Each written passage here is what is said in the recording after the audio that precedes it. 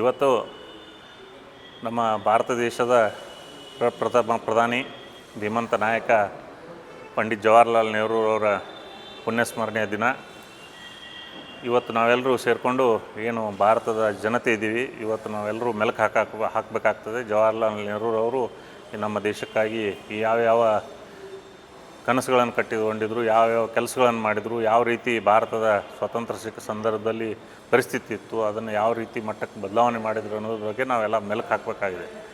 ಅವರು ಪ್ರಧಾನಿಯಾಗಿ ಅಧಿಕಾರ ಸ್ವೀಕರಿಸಿದ ನಂತರ ಭಾರತ ದೇಶದಲ್ಲಿ ತಿನ್ನುವ ಅನ್ನಕ್ಕೂ ಸಹ ಬಡಿದಾಡುವಂಥ ಪರಿಸ್ಥಿತಿ ಇತ್ತು. ಅಂಥ ಸಂದರ್ಭದಲ್ಲಿ ಅವರು ಎಲ್ಲ ಜನರನ್ನು ಎಲ್ಲ ಸಮಾಜದ ಎಲ್ಲ ಜಾತಿ ಜನಾಂಗದ ಎಲ್ಲ ಭಾಷಿಕರನ್ನು ವಿಶ್ವಾಸಕ್ಕೆ ತೆಗೆದುಕೊಂಡು ಏನು ದೇಶಕ್ಕಾಗಿ ಯಾವ ರೀತಿ ನಾವು ಬದಲಾವಣೆಯನ್ನು ತರಬೇಕು, ಯಾವ ರೀತಿ ಕೆಲಸಗಳನ್ನು ಮಾಡಿದರೆ ನಾವು ದೇಶವನ್ನು ಪ್ರಗತಿ ಪಥದತ್ತ ಒಯ್ಬೇಕಂತ ಹೇಳಿ ಮಾಡಿ ಕೈಗಾರಿಕಾಕರಣವನ್ನು ಮಾಡಿ ಒಂದು ಅಂತಾರಾಷ್ಟ್ರೀಯ ಮಟ್ಟದಲ್ಲಿ ಎದ್ದು ನಿಲ್ಲುವಂಥ ಕೆಲಸಗಳನ್ನು ಮಾಡಿದರೆ ಅದು ಪ್ರಧಾನಿಯವರು.